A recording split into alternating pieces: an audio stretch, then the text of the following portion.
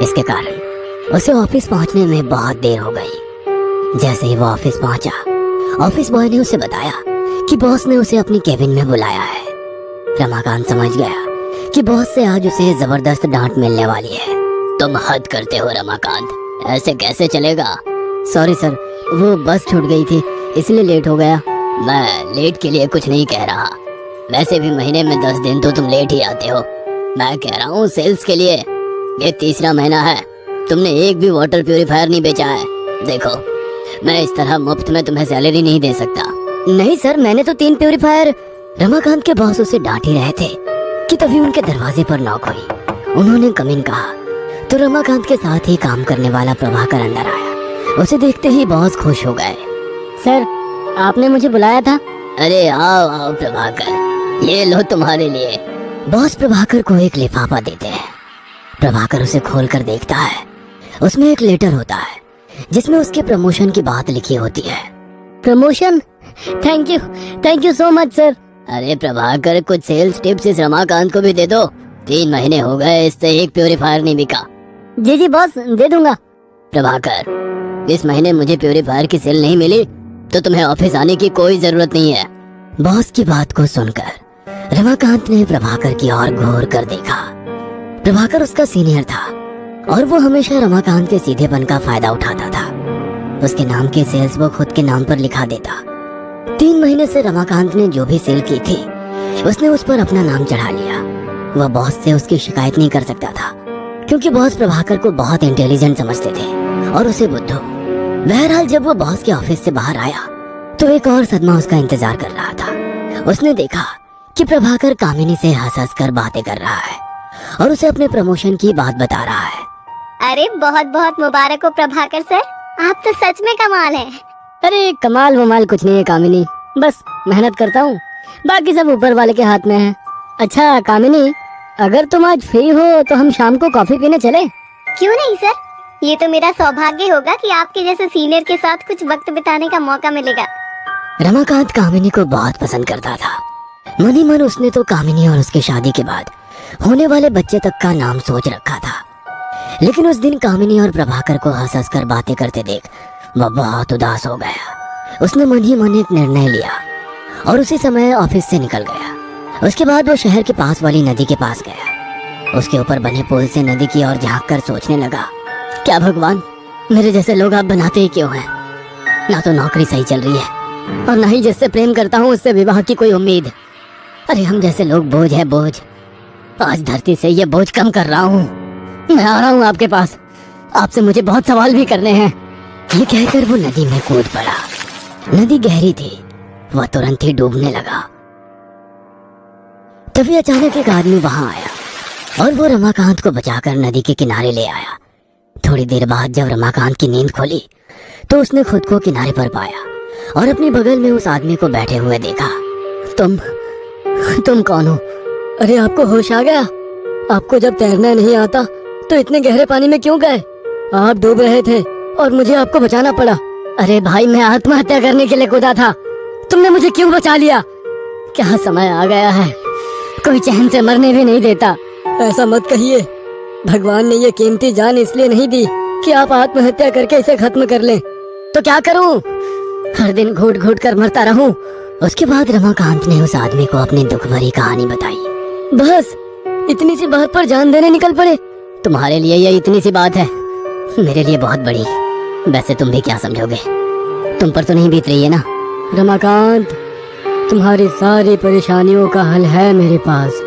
उसके बाद उस आदमी ने एक डायरी और पेन निकाला। उसे देखकर रमाकांत ने कहा, अरे भाई, तुम भी कोई सेल्समैन हो क्या जो डायरी और पेन बेचते हो? ये कोई मामूली डायरी और पेन नहीं है, ये जादुई है। इसके हर एक पन्ने पर तुम एक विश लिख सकते हो। जैसे ही तुम वो विश लिखोगे तुम्हारी वो विश पूरी हो जाएगी। अरे भाई, सुबह से कोई नहीं मिला है क्या तुम्हें? देखो, मैं पहले से ही बहुत परेशान हूँ, प्लीज मुझे छोड़ दो। रमाकांत, मैं झूठ नहीं बोल रहा, एक बार लिख कर तो देखो विश। रमाकांत को विश्वास तो नहीं था, लेकिन फिर भी उसने पहली विश उस डायरी पर यह लिखी कि उसे 10,000 रुपए मिल जाए। जैसे ही उसने विश लिखी उसके हाथ में 10,000 रुपए आ गए। उसे अपनी आंखों पर भरोसा नहीं हो रहा था। थोड़ी देर तक वो उन नोटों को देखता रहा, फिर उस आदमी से पूछा, तुम क्या कोई जादूगर हो? नहीं, मैं जादूगर नहीं, जिन्न हूँ। तुम फिर से शुरू हो गए। भला जिन्न भी कहीं ऐसे होते हैं? होते हैं रमाकांत, हम किसी का भी रूप धारण कर सकते हैं। वैसे अब तो तुम्हें विश्वास हो गया ना कि ये जादुई डायरी और पेन है जो तुम्हारी हर विश को पूरी कर सकता है? हाँ हाँ, ठीक है, फिर आज से ये तुम्हारा हुआ। तुम इसके हर एक पन्ने पर अलग अलग विश लिखो, उसे पूरी करो और खुश रहो। लेकिन क्या? लेकिन ये कि अब से मैं तुम्हारे पास ही रहूंगा। मैं औरों को तो नहीं दिखूंगा, लेकिन हमेशा तुम्हारे साथ रहूंगा। रमाकांत बहुत खुश था। उसे लग रहा था अब वो अपनी हर ख्वाहिश पूरी कर सकता है। उस दिन रमाकांत अपने घर में चैन की नींद सोया।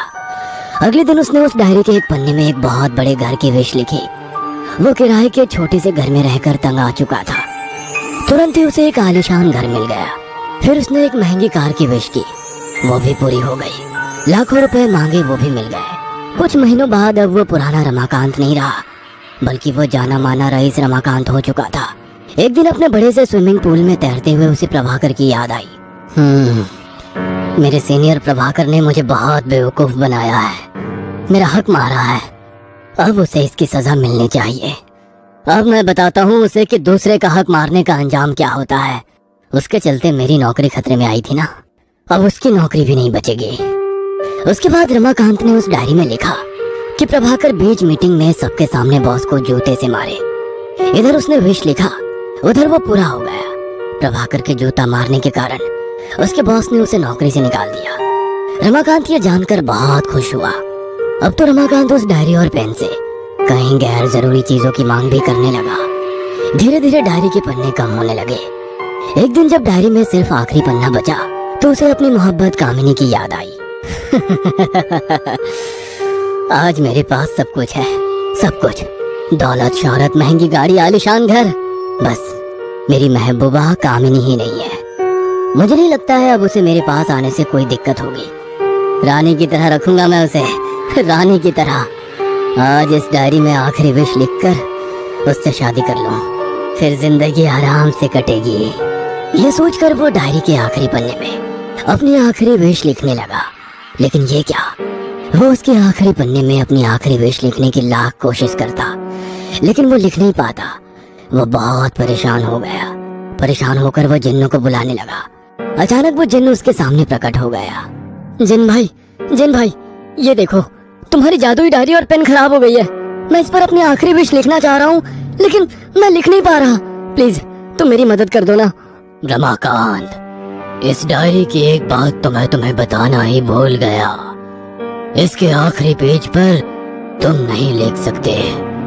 इसके आखिरी पेज पर मैं अपनी विश लिखूंगा। तुम्हारी विश? उसके बाद जिन ने रमाकांत से कहा, हाँ रमाकांत, मेरी विश, क्योंकि तुम इंसानों की कोई भी विश कभी आखिरी नहीं होती। ये मिल जाए तो वो चाहिए, वो मिल जाए तो ये चाहिए, ये पूरा हो गया तो वो पूरा करना है, वो पूरा हो गया तो फिर कुछ और पूरा करना है। पूरी जिंदगी उसे कुछ ना कुछ चाहिए। अरे ये तो गलत है, मेरी आखिरी विश तो पूरी ही नहीं हुई है। मैंने कहा ना, कोई विश आखिरी नहीं होती। तुम्हारी विश क्या है? तुम क्या लिखने वाले हो इस पन्ने पर? मैं आज से तुम्हारे जैसा, यानी इंसानों के जैसा जीवन जीना चाहता हूँ, और आज से तुम जिन्न की तरह जियोगे। अरे ऐसा मत करो भाई, मुझे नहीं बनना जिन्न, मुझे आदमी ही रहना है। तो इसके लिए तुम अपनी तरह ही एक लालची इंसान को खोजो, उसकी मदद करो जैसे मैंने तुम्हारी की थी, फिर ये विश वाली डायरी उसे दे दो। ये कहकर जिन्न ने उस डायरी में अपनी विश लिख दी। उसके बाद वो इंसान में तब्दील हो गया और रमाकांत जिन्न में। रमाकांत के लालच और आखिरी विश की चाहत ने उससे उसका सब कुछ छीन लिया।